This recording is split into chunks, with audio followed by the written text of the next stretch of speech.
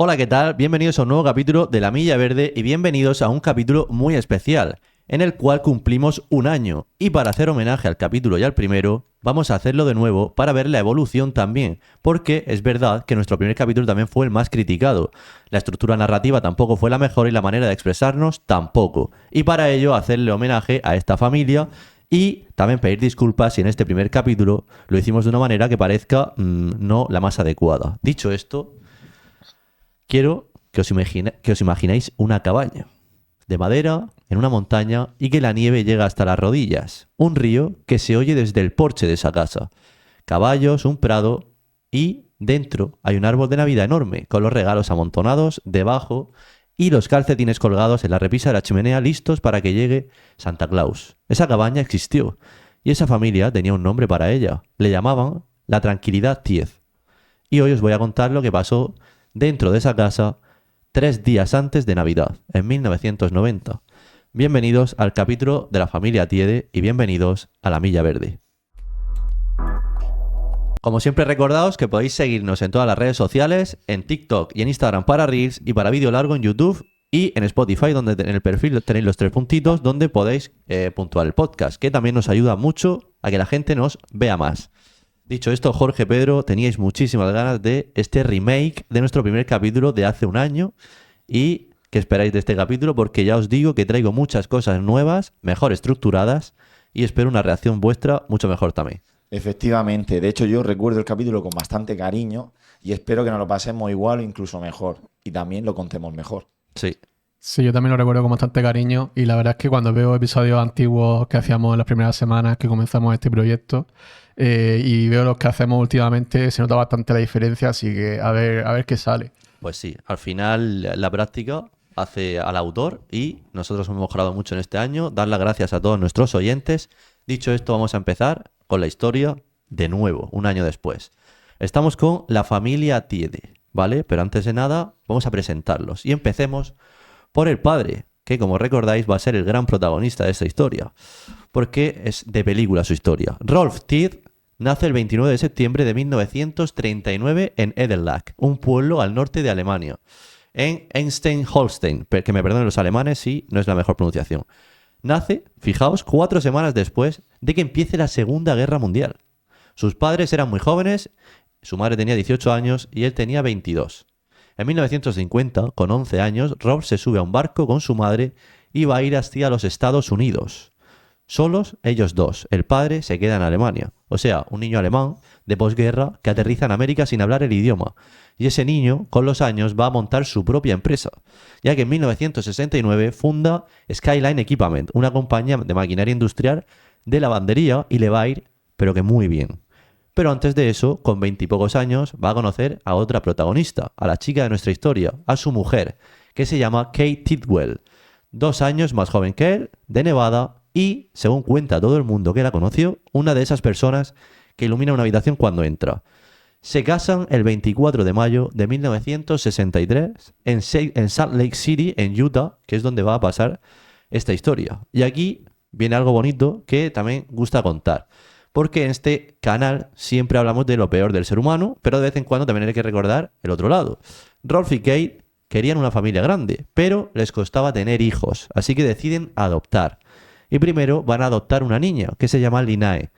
Y unos años después, a un niño, porque seguían sin poder quedarse embarazados, y va a ser Son. Y entonces, ¿sabéis qué pasa? Que justo después de adoptar a Son, Kate se queda por fin embarazada de un hijo suyo, de una niña, que se va a llamar Tricia.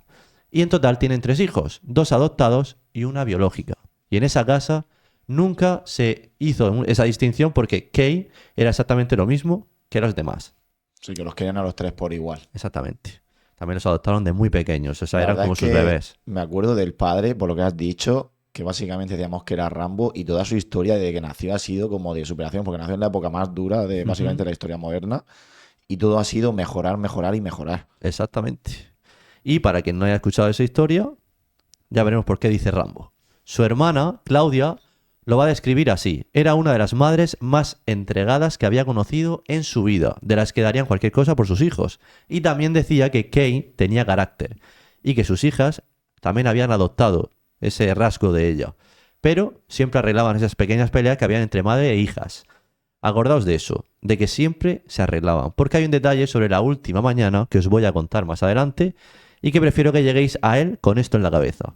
Y luego está la abuela, otra gran protagonista, Beth Potts, la madre de Kay, de 76 años, viuda y, como recordáis, con problemas serios de visión, que está prácticamente ciega y con la movilidad bastante reducida. Y a pesar de todo eso, Beth era la abuela más marchosa que os podéis imaginar. Era viva, era enérgica y siempre metida en todos los asuntos. Las nietas la llamaban Grams y contaban entre risas que les hacía la permanente en el pelo. Se les dejaba unos rizos horrorosos, pero se dejaban claro porque era la abuela. Pero con cariño. Con cariño. Esa es la familia. Quedaoslos en la cabeza. Rolf, Kane, Linae de 20 años, Sean, Tricia de 16 y la abuela Beth. Y tengo que deciros una cosa, porque después de estudiar de nuevo la historia estructurada de nuevo, ¿vale? Para mí sigue siendo, a nivel historia, la mejor que hemos traído al podcast y fue la primera. A nivel de todo. De cómo una familia se recompone, de todo. O sea, de todas las cosas que pasan, parece una película. Empezando por el padre, por la vida que dice Pedro, de lo que lleva. O sea, para los que no han escuchado esta historia, tienen que quedarse a escucharla porque para mí es alucinante. Y esta vez sí que está demasiado bien contada, como la voy a contar, ¿vale? Dicho y presentada a la familia, vamos a continuar con la cabaña, la otra protagonista. Y esto es importante porque el aislamiento de esta cabaña es un personaje más en esta historia, como creo que podéis recordar.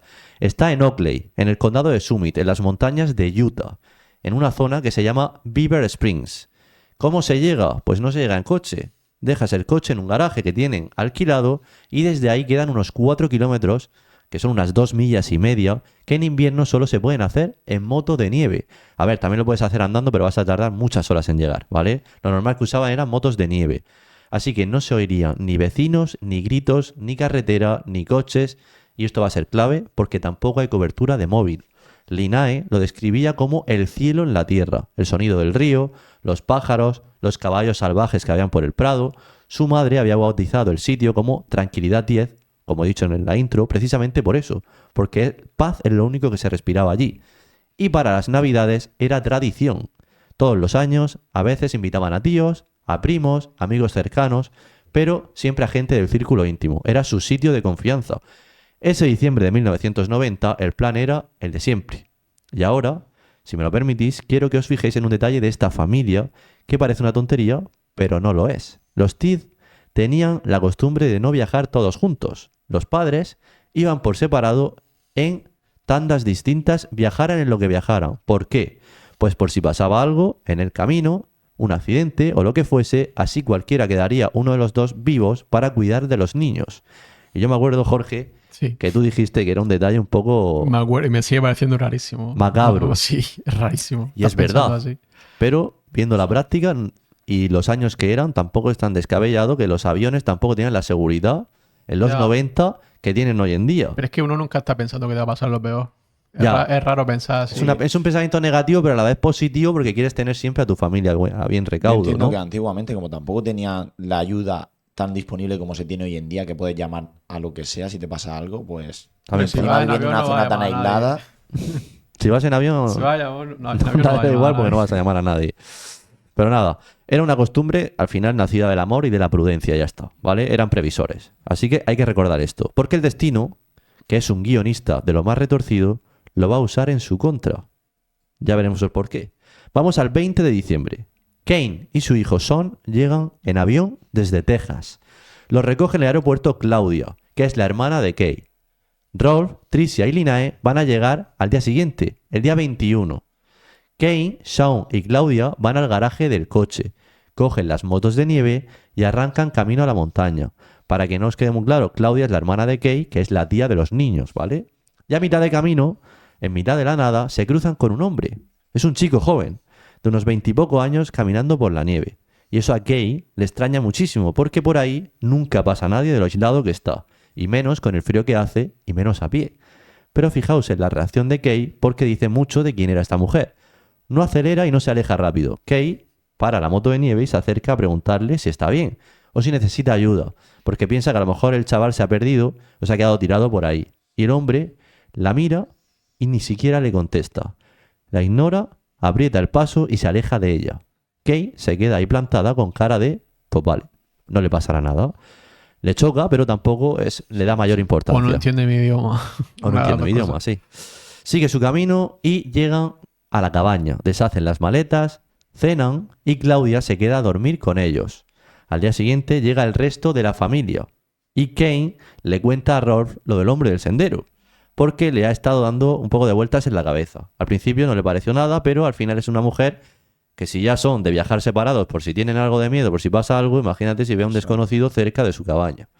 Y le pide una cosa concreta a su marido. Le dice que vaya al garaje y que suba las escopetas a la casa. Y Rolf hace lo que haría, sinceramente, el 99% de la gente. Le quita hierro al asunto. Le dice que ahí, arriba, no pasa nada y que el sitio es el más seguro del mundo.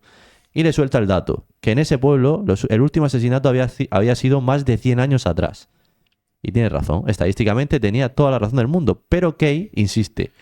Y le sigue insistiendo hasta que Rolf cede porque, total, tenía que devolver de todas formas a por el resto de equipaje y con eso su mujer se quedaría ya tranquila, pues oye, tampoco pierde nada. Esa mujer se olió algo. No sabía el qué, pero lo olió. Siendo tan previsores no me extraña tampoco, porque ¿qué hace una persona andando por la montaña sin recursos, sola, con la nieve que hay? En medio de la nieve. Sí. Normal que se extrañe. Y un dato que se me olvidó decir, llevaba ropa no para la nieve, iban vaqueros y con una camisa fina. Eso también dice mucho. Y ahora vamos a dejar a la familia un momento decorando la casa y envolviendo regalos y nos vamos a ir a Salt Lake City porque tenemos que hablar de los otros dos protagonistas de esta historia. Von Lester Taylor, nacido el 26 de marzo de 1965.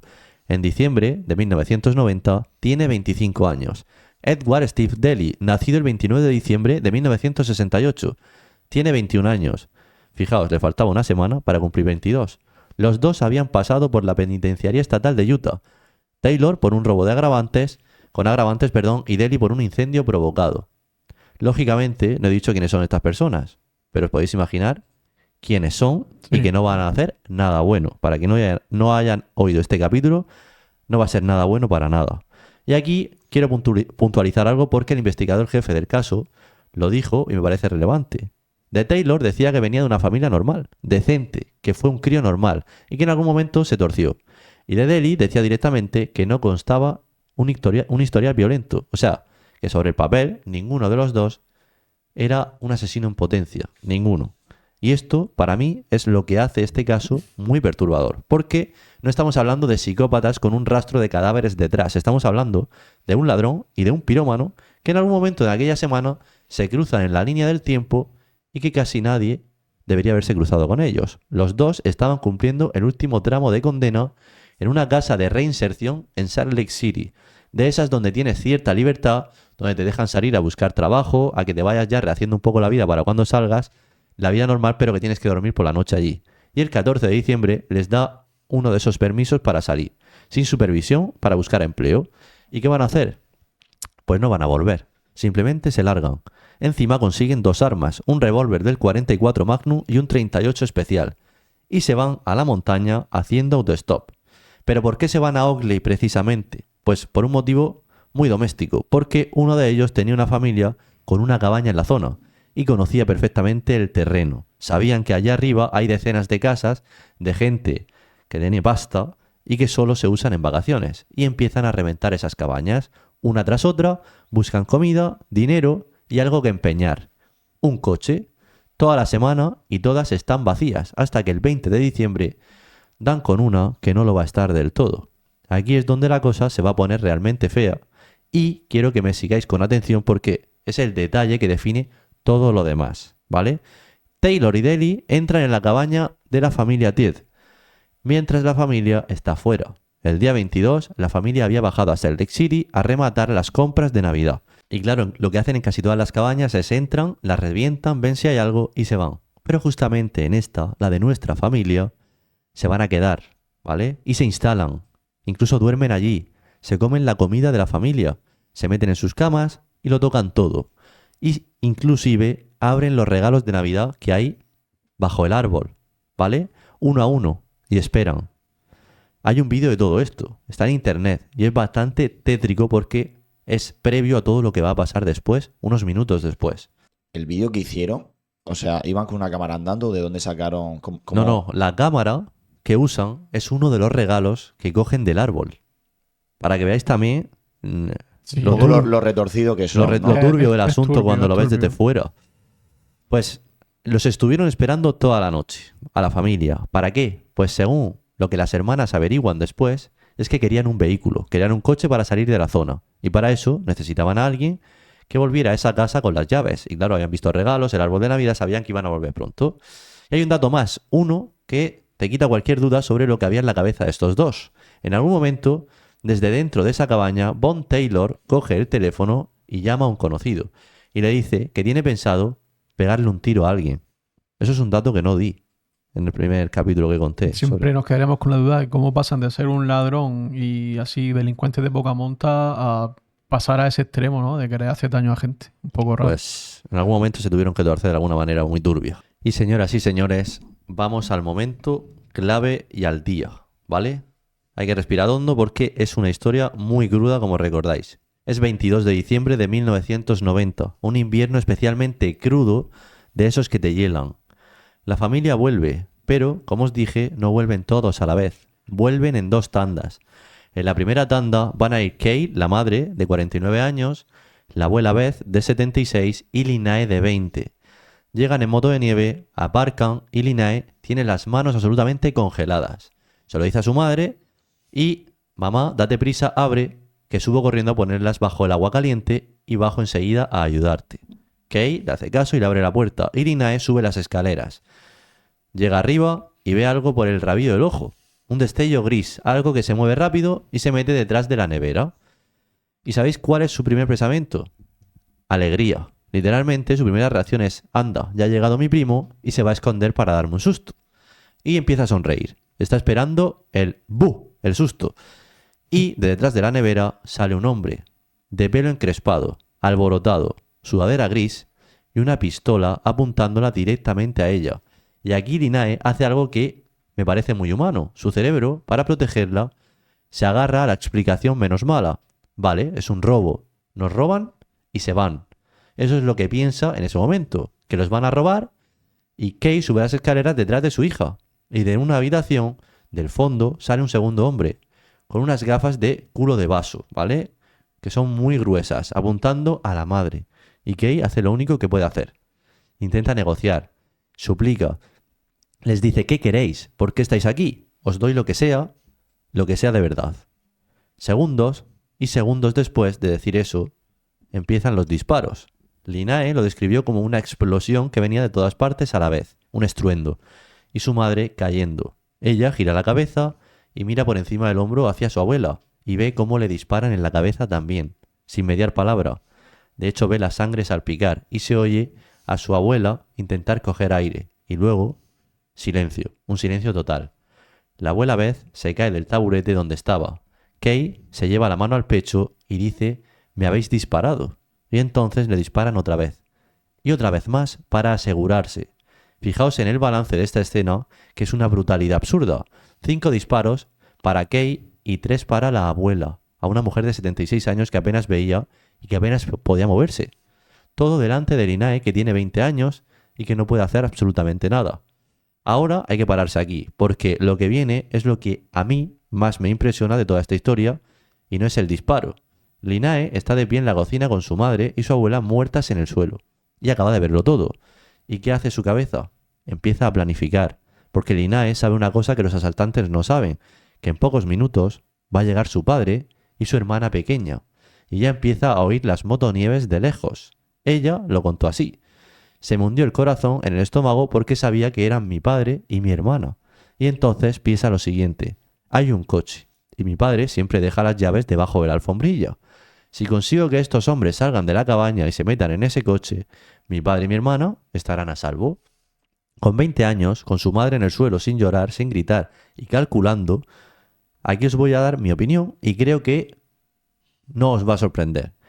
Esa es una de las cosas más valientes que he contado en este canal. Antes de que lleguen, los asaltantes la suben a una habitación, la atan de pies y manos, le meten un trapo en la boca y la amordazan con cinta. Y entonces hacen algo que no tiene tampoco ningún sentido. Meten al perro de la familia en la habitación con ella, para hacerle compañía, para que esté más tranquila. los mismos que acaban de vaciar 2 armas sobre su madre y su abuela, 10 minutos después meten a un perro para consolarla con ella en la habitación. Bajan, registran los cuerpos y les quitan las joyas y el dinero que llevan encima y sacan los cadáveres al porche, cubriéndolos con nieve. Hay un detalle que Linae, atada arriba, alcanzó a oír y que años después aclararía en el juicio. Oye a Deli decirle a Taylor, tenemos que recargar la pistola. Y oye a Taylor decirle a Deli que necesitaba ayuda con los cuerpos para tirarlos por el balcón. Y le oye decir que había tenido que disparar a una de las mujeres 2 veces en la cabeza. Ella está ahí arriba, atada, escuchando todo eso. Así que sobre las 3 menos cuarto de la tarde van a llegar Rolf, recuerdo de 51 años, y Tricia, la hija pequeña, de 16. Bajan de las motonieves y de dentro del garaje va a salir un hombre con un pasamontañas de esquí puesto, cubriéndole toda la cara, y un arma. Y les grita, no os mováis, no os mováis, no hagáis nada. Adentro ya. Los mete en la casa y a Linae la bajan del piso de arriba, agarrada por el cuello, con una pistola en la espalda. Y aquí pasa una de las cosas que solo existen entre un padre y una hija. Rolf mira a Linae y Linae mira a Rolf. No se dicen nada, ni siquiera una palabra. Y Rolf ya lo ha entendido todo. Ella lo contó así. Mi padre me vio con lágrimas en los ojos y fue una comunicación sin palabras. Supo en ese momento que algo horrible le había pasado tanto a mamá como a la abuela. Le preguntan si lleva dinero y Rolf se vacía los bolsillos y tira al suelo unos $105. Y entonces uno de ellos le da la orden al otro. Dispárale. El hombre de las gafas levanta el arma y Linae oye clarísimo cómo amartilla, cómo sí que dispara, pero el arma se encasquilla. Se queda ahí y no es capaz. Quiero que os quedéis con este momento porque va a ser fundamental 30 años después en los tribunales. Así que el otro, el del pelo encrespado, el que tiene que agarrar a Linae, saca su arma, apunta a Rolf y aprieta el gatillo. Clic. Tampoco sale. El hombre con más suerte del mundo. Intenté investigar por qué. Y yo creo que es por el frío. Porque quizás la bala o el martillo de la pistola coge un punto de congelación que no hace buen contacto o lo que sea, ¿vale? Porque no es normal que 2 pistolas diferentes fallen a la vez. Aprieta otra vez con Rolf mirando a los ojos. Y de nuevo vuelve a fallar. Pero vuelve a martillar y a la tercera dispara.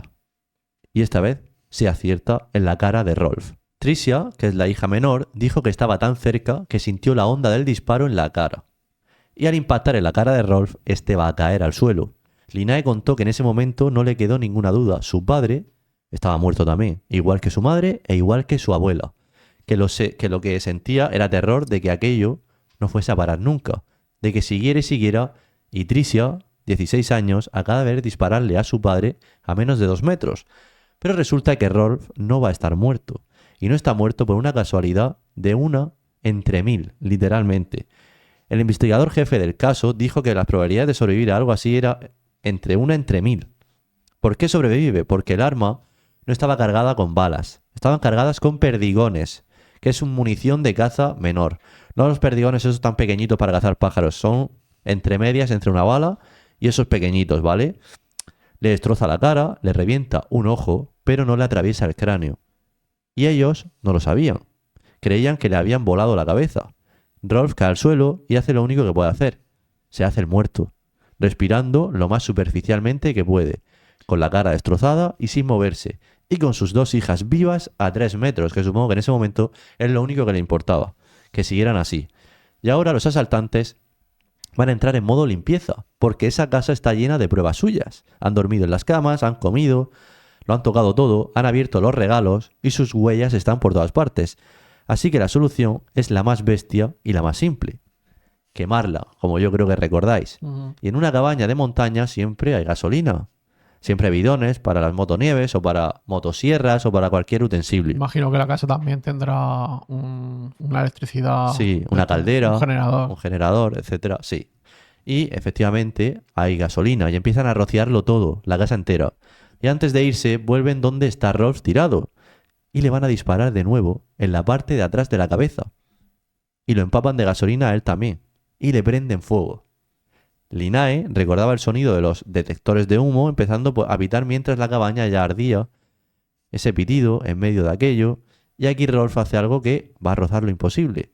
Está ardiendo. Su traje de nieve prende con él dentro y consigue arrastrarse hasta la ducha, meterse debajo y arrancarse el traje que se le había adherido y pegado a la piel por las llamas. Y aún así, después de todo eso, tiene la sangre fría de volver a tumbarse y seguir haciéndose el muerto, porque hasta que no se han ido, tiene que disimular.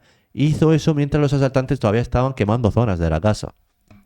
Porque los asaltantes, efectivamente, ya empiezan a irse. Pero no se van solos. Les dice a las chicas que hay prisa, que carguen las motonieves con todo lo que han robado, que llenen los depósitos, que se largan. Y ahora viene la parte más humillante y también la más cruel. Las obligan a conducir, cada hermana al mando de una motonieve, con un pistolero sentado detrás. Ellas llevan sus propios secuestradores. Son escudos humanos y son choferes a la vez. Tricia lo contó y se quedó grabado. Iba pensando planes, cómo estampar la motonieve, cómo tirar al tipo contra un árbol, cómo quitármelo de encima. Pero no lo hizo. ¿Por qué? Porque no podía dejar a su hermana sola. Y Linae, por su parte, conducía intentando no perder de vista a Tricia, manteniéndose cerca en todo momento, porque saber que su hermana seguía ahí era lo único que se sostenía la una a la otra. En medio de las montañas, sin nadie alrededor y sin ningún sitio al que ir. Y entonces, en el camino, hacia la verja principal, aparece alguien. ¿Os acordáis de quién es? Del tío, ¿no? El tío Randy. Randy Thorne va por el sendero y ve venir las dos motonieves y se pone bastante contento, porque reconoce a sus sobrinas y ve que cada una lleva un chico detrás. Su reacción textual fue: «Anda, mis sobrinas, pero si traen hasta novios», ¿vale? Porque es lo que pensaríamos todos. Se acerca, levanta las manos para saludar y ellas pasan de largo, ni lo miran, ni siquiera frenan, nada. Randy se queda ahí parado pensando: «Uy, qué raro, ¿no? ¿Esas no son mis sobrinas? Ellas a mí no me hacen eso». Y uno de los asaltantes pregunta: «¿Quién era ese?». Y Tricia, con 16 años, con su madre y su abuela muertas y su padre ardiendo en la cabaña, contesta con la frialdad de una profesional: «Alguien que debe vivir por aquí y que es amable». ¿Qué está intentando hacer? Protegerlo. Claro. Protegerlo para que no mate también al tío, ¿vale? Acaba de salvarle la vida a su tío, con una frase improvisada, porque ella lo tiene clarísimo. Si esos hombres se enteraban de que Randy era también de la familia, lo mataban allí mismo. Y lo dijo así sin dudarlo en la entrevista de después.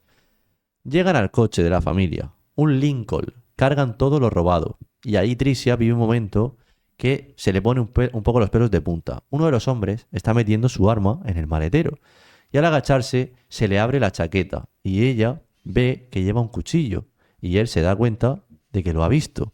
La mira y le suelta: «No te preocupes, si me da igual si viene el cuchillo o con la pistola, te voy a matar igual». Buah. Ahí es donde las dos hermanas se le cae la venda de los ojos y ven lo que les puede pasar. Porque los tipos les habían dicho que iban a conducir hasta Nueva York y que allí las soltarían. Pero parece que ha cambiado la historia. Ninguna de las dos se lo va a creer. Sabían perfectamente que no las iban a dejar ir, porque si no obedecían, morían allí mismo. Así que obedecieron e intentarían salvarse después.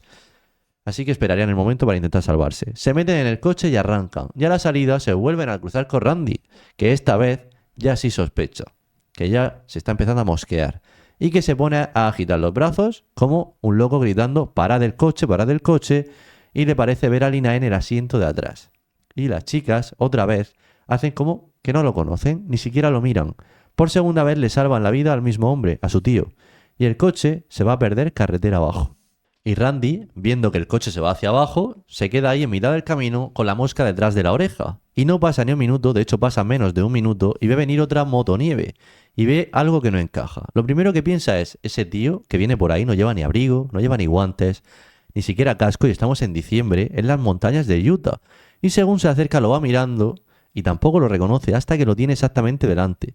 Cuando grita de pronto: «Dios mío, si es mi hermano, es Rolf». Y la descripción que dio de Randy de cómo estaba su hermano es una de las imágenes más duras del caso.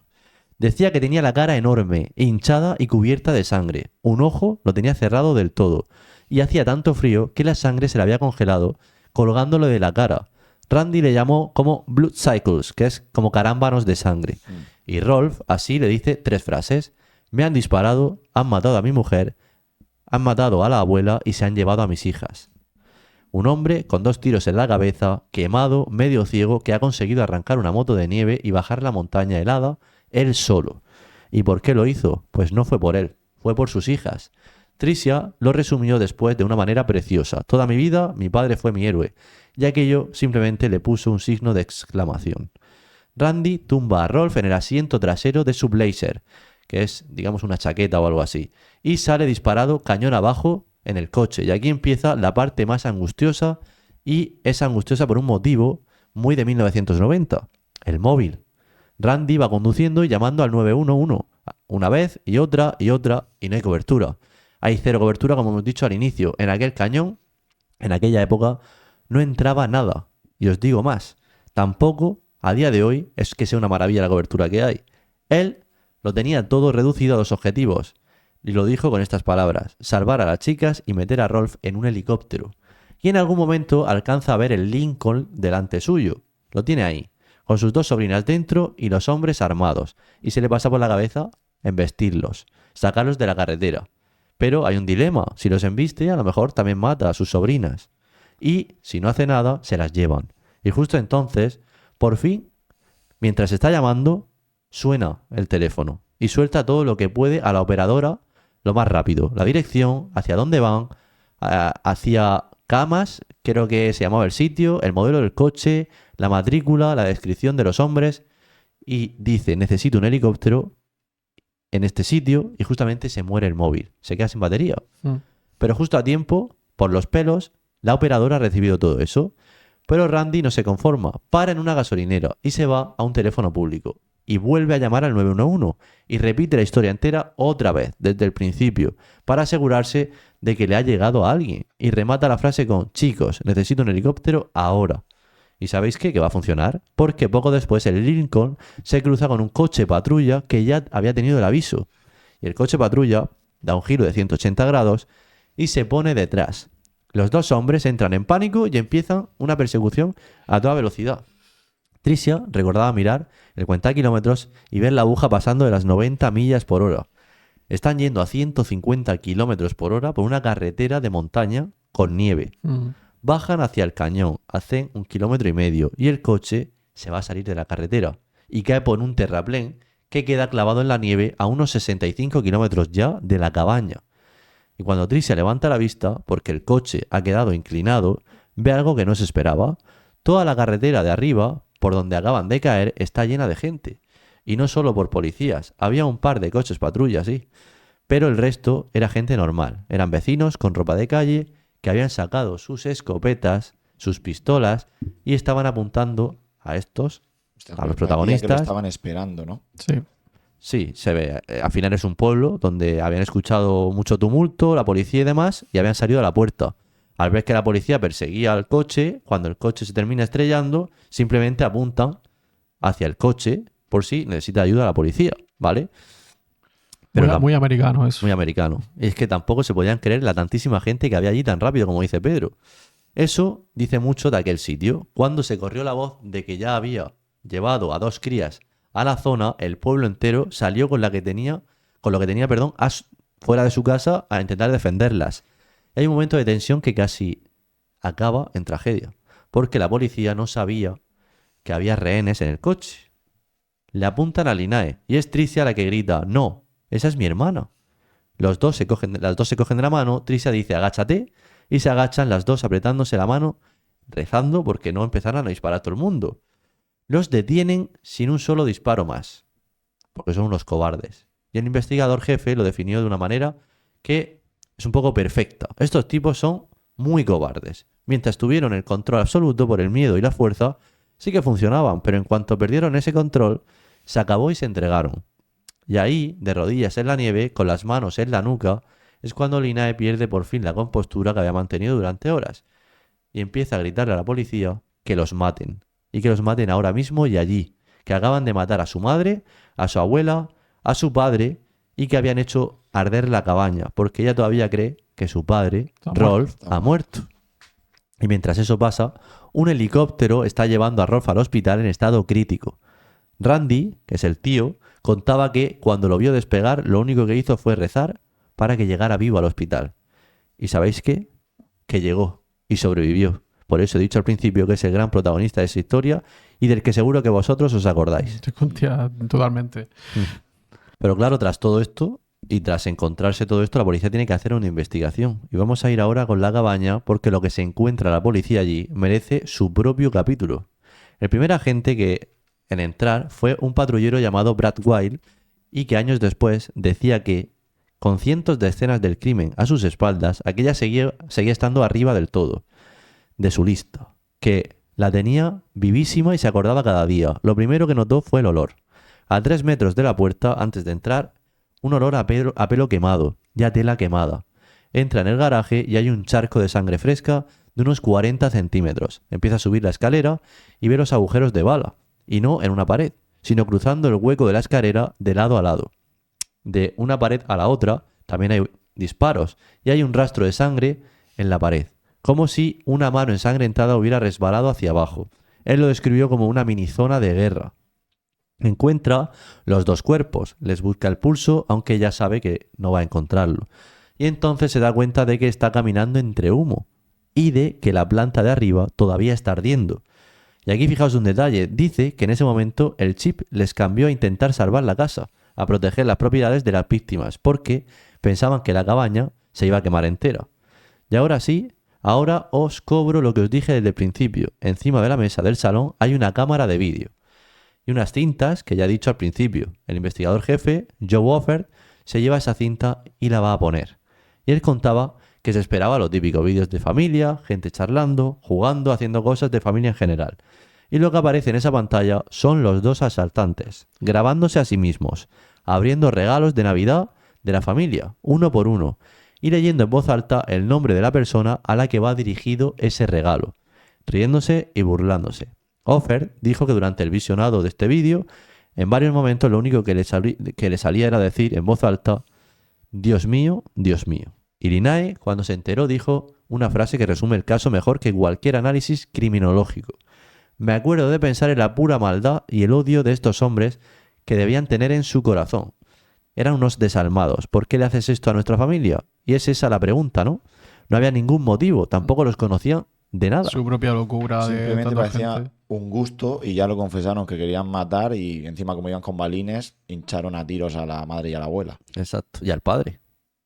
A los 2 les caen un montón de cargos, los asesinatos, el secuestro con agravante, los incendios, la persecución, entre 8 y 10 delitos graves además de los asesinatos, más varias faltas también. Y aquí sus caminos se separan de una manera que todavía hoy se va a estudiar.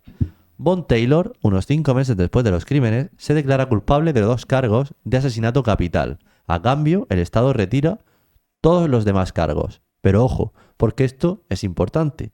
El acuerdo no quitaba la pena de muerte de la mesa. Y Taylor toma una decisión que le va a salir carísima. Elige que se le sentencie un jurado en vez de un juez. El jurado delibera poco más de 4 horas y por unanimidad pena de muerte por los 2 asesinatos. 2 sentencias de muerte. En Utah te dejaban elegir entre fusilamiento e inyección letal por esa época. Taylor elige la inyección. Y ahora el momento. Ninguno de los 2 sabía que Rolf seguía vivo. Para ellos, Rolf era un cadáver carbonizado en la cabaña. Y un día, en la sala, se abre la puerta y entra Rolf Thiel, andando, vivo, a declarar. Tricia lo contó como una satisfacción que se le notaba 20 años después. Se le veía en la cara a Deli, el otro asaltante, que no tenía ni idea de que el padre había sobrevivido. Y esa cara era impagable, como si lo hubiera derrotado. Y remató. Mi padre sobrevivió, ganamos nosotros. El investigador dijo que Rolf fue el as en la manga de la acusación y que lo cambió todo. Porque Edward Deli, él sí va a juicio y se declara no culpable. Y su defensa monta una estrategia muy clara. Deli participó en el robo, sí, pero no en el disparo. El que disparó fue Taylor. Deli solo se vio arrastrado. Y aquí entra balística. Y esto es la clave de todo lo que viene después. Los peritos determinan que a las víctimas les dispararon con 2 armas distintas. Un Magnum 44 y un 38 especial. Y varios testigos declaran que el arma que llevaba Deli era el 44. Aquí también pasó una cosa durante el juicio que parece indefendible. A Linae y a Tricia las hicieron coger el arma. La misma arma. Y reconstruir el momento, señalar la trayectoria en cada bala, dónde impactó cada una. Linae, muchos años después, reflexionaba en voz alta sobre esto y decía algo así como: no creo que eso ayudara mucho a una víctima. No. tener que tocar el arma con la que viste asesinar a tu familia. ¿Qué sentido tiene eso? Las armas ya estaban sobre la mesa. ¿Por qué tenía yo que tocarla? Y tenían toda la razón. Hoy sería eso impensable, vamos. El jurado se encierra a deliberar 12 horas y media. Y pasa lo siguiente. 11 de los 12 miembros quieren condenarlo por asesinato en primer grado con agravantes, que en Utah es el que se lleva hasta la pena de muerte. Pero hay uno que se planta, solo uno. El jurado número 12 dice que no, que hay una duda razonable de que Daly disparase a alguien. Y ese hombre no se movió, y el resto del jurado se puso furioso con él. Y para no acabar en un juicio nulo y tener que repetirlo todo, el resto acepta bajar el cargo asesinato en segundo grado. Y en el momento en el que entra esa calificación, la pena de muerte deja de ser una opción automáticamente. Ese jurado dio después una entrevista y dijo algo que le honra de verdad. Dijo que no sentía ninguna compasión por Daly, que él personalmente estaba a favor de la pena de muerte y le habló maravillas de la fiscalía y de sus compañeros de jurado, pero que tenía una duda razonable y que con una duda razonable él no puede condenar a muerte a un hombre. Se comió una presión social enorme por eso. El 3 de junio de 1991, el juez le impone a Daly 7 cadenas perpetuas consecutivas por los 9 delitos graves y recomienda expresamente que no tenga la posibilidad nunca de libertad condicional. En agosto de ese mismo año, la Junta de Indultos lo confirma: cadena perpetua sin posibilidad de salir nunca, por la naturaleza atroz del posible asesinato que se ha cometido. En 1993, Daly recurrió pidiendo una condena más corta, argumentando que tantas perpetuas no servían a ningún fin rehabilitador. El Tribunal Supremo de Utah se lo tira y le dice que ni de coña, vamos. Es que él ya estaba en rehabilitación antes de que pasara esto. Exacto, Claro. o sea, ¿qué quieres? ¿Una segunda rehabilitación? Claro. Y ahora la reacción de la familia, que es la que a mí me parece más legítima de todas. Vamos a ver qué pasó con la familia después, así que escuchad y vosotros no os vayáis.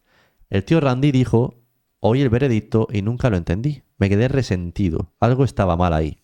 ¿Cómo puede ser que a este no lo condenen a muerte? Y Linae fue todavía más clara. Yo no siento que uno de los dos fuera más responsable que el otro, en absoluto. Cada uno tuvo su propia parte en el asesinato de mi madre y de mi abuela.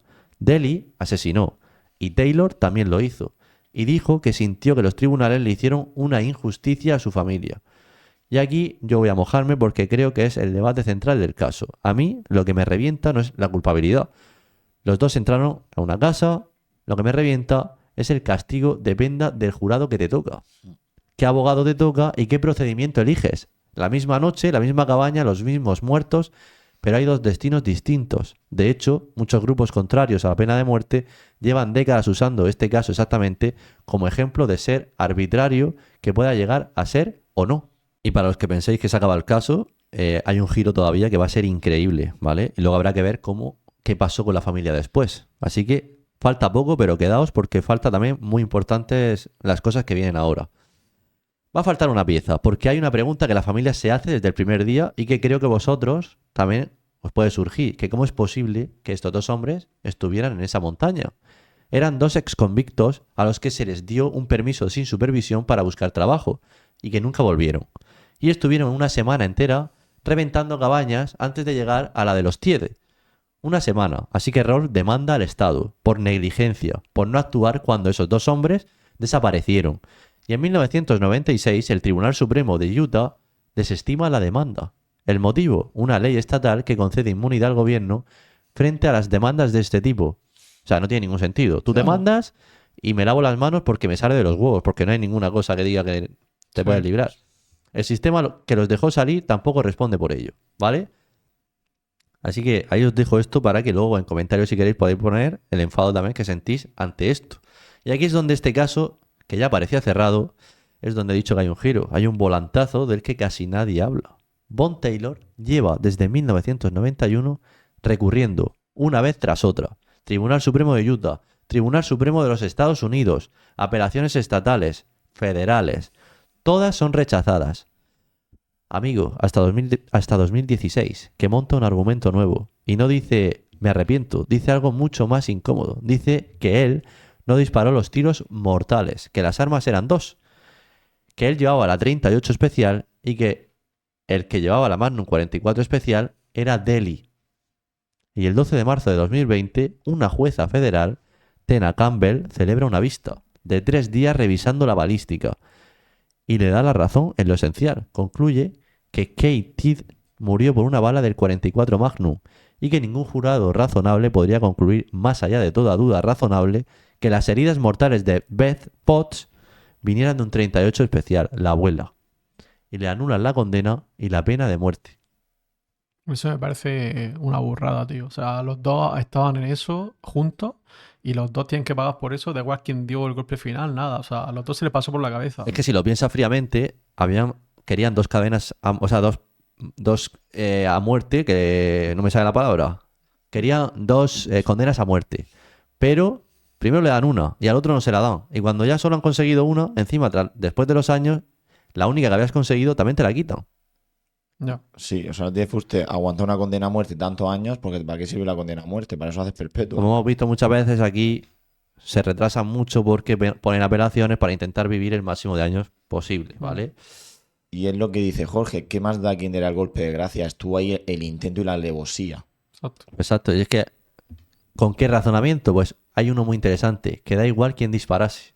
Ya. Pues porque según la ley de Utah, un cómplice en un crimen así tan culpable como el autor material debe serlo. Taylor entró en esa casa, participó en todo y no puede declararse inocente por su estrecha vinculación por el doble asesinato. En junio de 2022, el Tribunal Supremo de Estados Unidos le cierra la puerta a su último recurso ordinario. Y en 2023 va a presentar un 5º recurso, ya en tribunales estatales con la nueva balística. A día de hoy, Von Taylor sigue en el corredor de la muerte, en el Centro Penitenciario Estatal de Utah. Y Edward Delhi sigue cumpliendo cadena perpetua en el Centro Penitenciario de Utah Central. 35 años después, los dos siguen encerrados, pero Von Taylor sigue con vida. Y como he dicho, en todo crimen y en toda historia que sobrevive parte de alguien, de una familia, pues gusta saber qué ha pasado después, ¿verdad?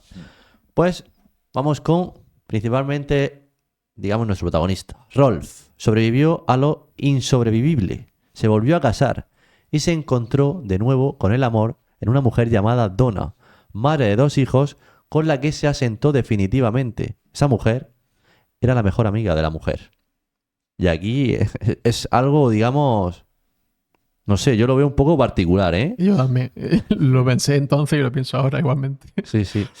Vivió una vida plena rodeado de su familia y de un montón de nietos, y muere el 19 de noviembre de 2008, en Humble, Texas, de cáncer. Tenía 69 años y murió en su cama con su familia al lado. Tricia estuvo cogiéndole la mano cuando dio su último aliento y dijo que se fue muy en paz y que en su espíritu no lo ha abandonado nunca. La verdad que este hombre ha sobrevivido a todo y encima luego la vida le depara tener un cáncer, ¿eh? O sea, Sí. es, digamos, Se cebó con él. se cebó con Tanta él la vida. tragedia.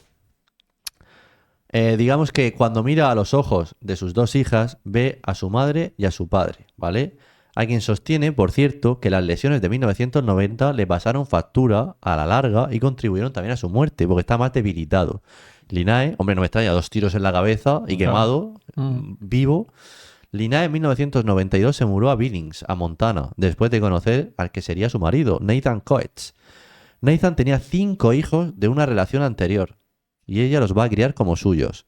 Y juntos tuvieron 4 más. Madre mía, 9 hijos. 9 hijos. Después de todo aquello, y en 2001, le llegó una carta a casa. Era de Edward Delhi, desde la cárcel, pidiendo perdón. Y Linae guardó esa carta, la leyó y la releyó. Ella calcula que unos 20 o 30 veces, intentando averiguar si aquel hombre lo sentía de verdad. Tardó más de 9 años en contestar. Muchas veces se sentó a escribir y no le salía. Tampoco le apetecía y no le parecía el momento. Hasta que un día sí. Y ella lo explicó de una manera que me parece de una lucidez enorme. Dijo que perdonar no significa olvidar. Y dejó clarísimo que sigue creyendo que Edward Delhi no tiene ningún sitio que esté fuera de la cárcel. Pero dijo que cuando llegó a ese punto del perdón, sintió que se le quitaba un peso de encima porque ya no estaba recordando con odio a otra persona. Y dijo esta frase: creo que recuperé mi libertad al elegir perdonar a Delhi. No lo perdono por él, lo perdono por ella. Tricia se casó, tuvo 2 hijas y hoy dice que tiene una vida increíble, que la quiere y que le pasó en 1990, lo que le pasó en 1990 no la define, pero sí le ha ayudado a ser quien es. Y hay algo que Tricia contó que no te puedes quitar la cabeza fácilmente y es lo que dice al principio, que la montaña del crimen, ella y su madre habían tenido una discusión por una tontería, lo he dicho al principio, una de esas broncas de adolescente de 16 años por cualquier chorrada. Y Tricia se dio la vuelta para darle un abrazo a su madre, pero no lo hizo. Se miraron las dos y ella, con 16 años y el orgullo por delante, giró y se fue por otro lado. Esa fue la última vez que vio a su madre con vida. Si alguna vez habéis discutido con alguien y os habéis ido sin arreglarlo, pues ya sabéis que puede pasar cualquier cosa y lo mejor es siempre intentar estar en paz con un familiar. Y termino donde empecé, porque la familia Dede tomó una decisión que parece la forma elegante, pero tampoco me parece de estar muy bien de la cabeza. Porque no vendieron la cabaña, la reconstruyen y, en palabras de Linae, la dejaron mejor de lo que estaba antes. Y siguen yendo con sus hijos y con sus nietos. Van a jugar, a relajarse y a estar en familia. Tricia lo dijo así: no nos van a quitar también las cosas que amamos. Nos quitaron a nuestra madre y a nuestra abuela, pero ahí se acaba. Y Linae contaba que su padre repetía una frase muchísimas veces después de todo aquello. Le decía: Linae, ya sé que caen rayos, pero un rayo nunca cae dos veces en el mismo sitio. Por así decirlo. No va a pasar otra vez. No creen que pase otra vez, pero yo, por ejemplo, no haría eso. Yo tampoco, Yo tampoco lo veo tan mal. Al tendría final, un trauma. Es una forma de superarlo, me Sí. parece una forma demasiado... pero lo sobreescribe o reescribe el recuerdo encima. Me parece correcta en todos los tipos de superarlo, pero bueno, a mí me parece un poco Yo no podría. diferente. Y ya Sí. está, dejémoslo ahí. Impactante. Yo no podría, seguro. Pues hasta aquí el Remember de nuestro primer caso, un año después. Es una historia increíble, para mí es la mejor historia a nivel todo que tiene lo que hemos traído aquí. Muy cinematográfico. Muy cinematográfica. Si te pones a hacer una película, no te sale tan bien, por así decirlo. Es muy trágica. Todo lo que traemos aquí es trágico, al fin y al cabo. Nadie tiene que sorprenderse. Y nada, no sé qué pensáis vosotros. Creo que está mejor explicada, mejor estructurada. Hombre, Nuestras luego- reacciones con más respeto. Luego haremos la comparación. A Luego ver. haremos la comparación, sí. Sí, la verdad es que a mí me sigue pareciendo insuperable, increíble lo de Rolf. Mm, El autocontrol que tiene de la adrenalina y de la situación sí. para aún así, quemado vivo, volver a hacerse el muerto con 2 tiros en la cabeza. Bajar en moto de No, nieve. y las en fin. hijas que no hicieron ninguna tontería y Claro, pudieron haberlo yo creo hecho. que las hijas heredaron esa parte de él, del autocontrol, de la mente fría. Sinceramente creo que era una familia que supo actuar muy bien bajo Bajo presión. bajo todo lo que tenía. Y ya está, y hasta aquí el caso de hoy. Es un caso de hace bastantes años, 36 años para ser exacto. Esperemos que os haya gustado. Yo sé que a las dos personas que tengo enfrente mío les gusta mucho. Pedían mucho este Remember. Y como siempre, deciros que podéis seguirnos en todas nuestras redes sociales. Comentad si os ha gustado este caso, si no lo habéis escuchado. Y en caso de haberlo escuchado, decidnos si os parece comparable. Yo creo que está bastante mejor. Dicho esto, nos vemos en el siguiente capítulo. Hasta la próxima.